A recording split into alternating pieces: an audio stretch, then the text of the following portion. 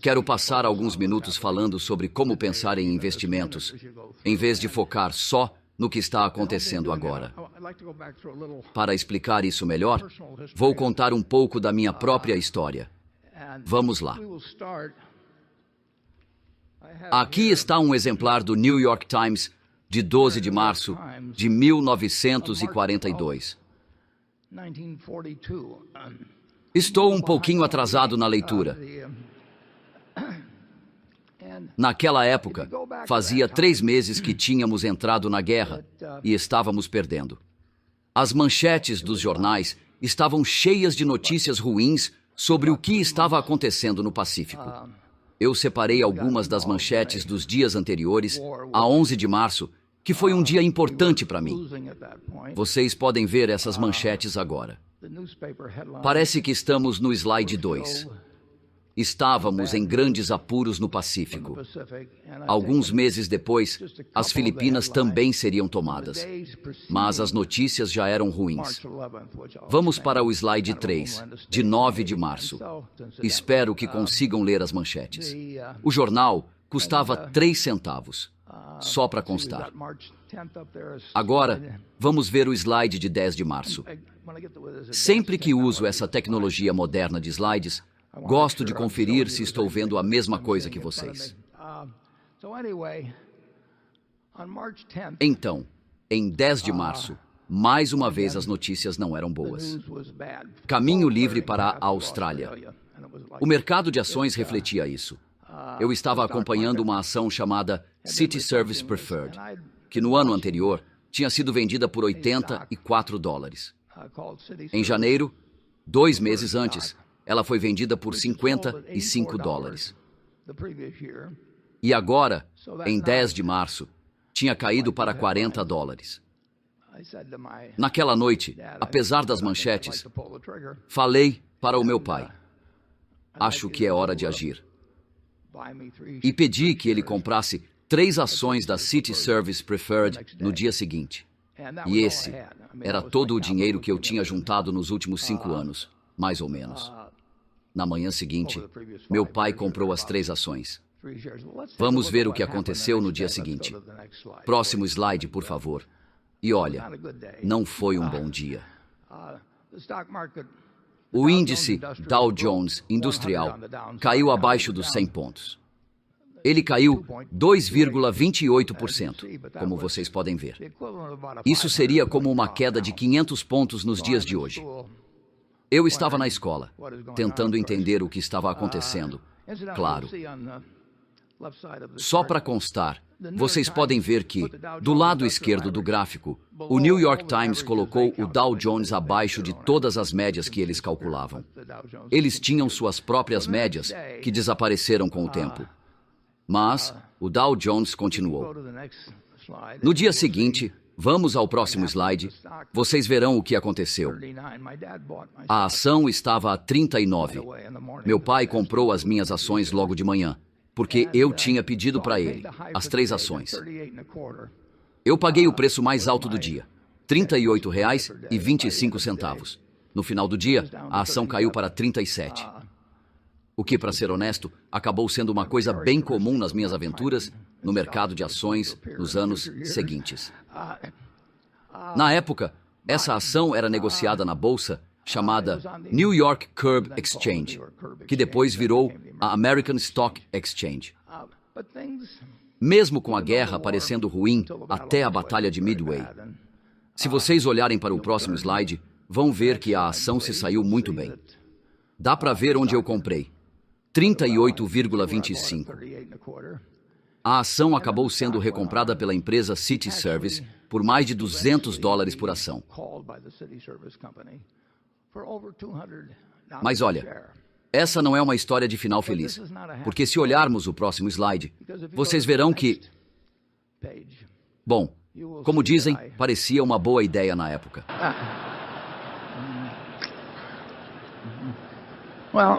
Eu vendi as ações. Ganhei $5 com elas. Mais uma vez, típico do meu jeito de agir. Quando a ação caiu para 27, parecia uma boa ideia garantir esse lucro. Bom, qual é a lição de tudo isso? Podemos deixar a história da City Service para trás. Quero que vocês imaginem que estamos de volta a 11 de março de 1942. Como eu disse, as coisas pareciam ruins, tanto na Europa quanto no Pacífico. Mas todo mundo neste país sabia que os Estados Unidos iriam vencer a guerra. Fomos pegos de surpresa, mas íamos vencer. Sabíamos que o sistema americano funcionava bem desde 1776. Então, se vocês olharem para o próximo slide, quero que imaginem que, naquele momento, vocês investiram $10.000 e colocaram esse dinheiro em um fundo de índice. Não tínhamos fundos de índice na época, mas basicamente vocês compraram o S&P 500. Agora, pensem por um momento e não mudem o slide ainda. Quero que imaginem quanto esses $10.000 valeriam hoje se vocês tivessem uma ideia simples. Como se estivessem comprando uma fazenda para manter a vida toda, dependendo da produção dela. Vocês olhariam para o que a fazenda produz para decidir se foi um bom investimento. O mesmo vale para um prédio de apartamentos, se vocês comprassem para manter por toda a vida. Mas, em vez disso, vocês decidiram investir os $10.000.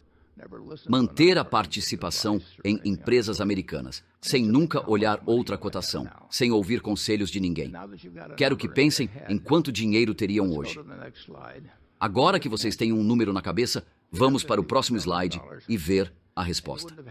Vocês teriam $51 milhões.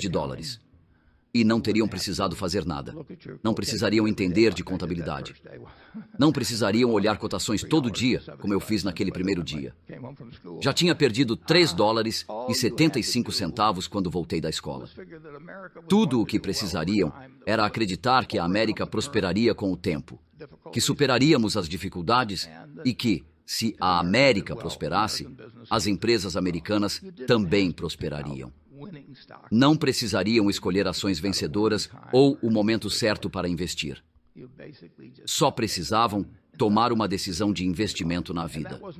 E essa não foi a única chance. Eu poderia mostrar outras vezes que teriam trazido ganhos ainda maiores. Mas, ao ouvir as perguntas e respostas de hoje, lembrem-se de que a questão principal é como as empresas americanas vão se sair durante a sua vida de investidor.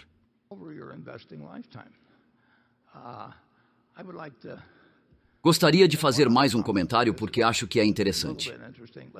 Digamos que você pegou aqueles $10.000 e ouviu os pessimistas, as pessoas que sempre falam que tudo vai dar errado. E você vai ouvir isso ao longo da vida. E, em vez de investir em ações, decidiu usar os $10.000 para comprar ouro. Com esse dinheiro, você teria conseguido comprar cerca de 300 onças de ouro. Enquanto as empresas estavam reinvestindo em novas fábricas e novas invenções surgiam, você iria até o seu cofre todos os anos e encontraria suas 300 onças de ouro lá.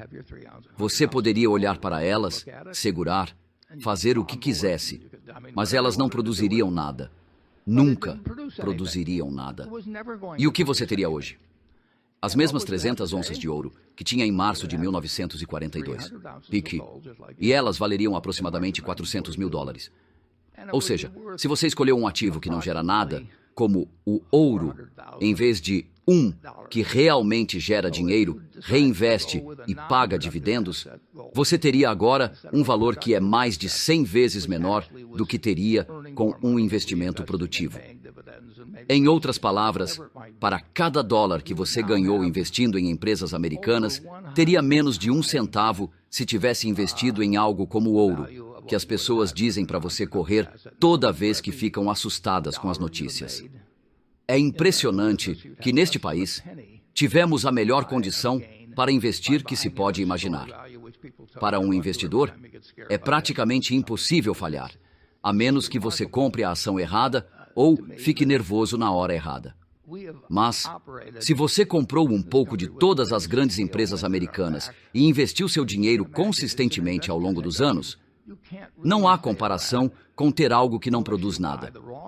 Sinceramente, não dá nem para comparar com tentar comprar e vender ações o tempo todo, ou pagar consultores de investimento. Se você tivesse seguido o meu conselho, aliás, esse conselho de retrospectiva, que é sempre fácil de dar, se tivesse seguido, teria um problema. Seu corretor de ações provavelmente teria morrido de fome. Você até poderia ir ao funeral para mostrar seu respeito, mas a verdade é que teria tido um resultado muito melhor do que a maioria dos profissionais de investimento e pessoas que tentam ser ativas no mercado. É muito difícil ficar entrando e saindo de investimentos e conseguir superar o que pode ser alcançado com uma abordagem mais tranquila. E você não precisa entender tanto de contabilidade, ou de termos do mercado de ações, ou sobre o que o Fed vai fazer na próxima vez, se vai aumentar a taxa de juros 2, 3 ou 4 vezes. Nada disso importa realmente em uma vida de investimento. O que importa é ter uma filosofia em que você acredita. Entender por que está investindo e não se arriscar com coisas que você não conhece. Então, com essas palavras otimistas, vamos seguir em frente e começar com as perguntas.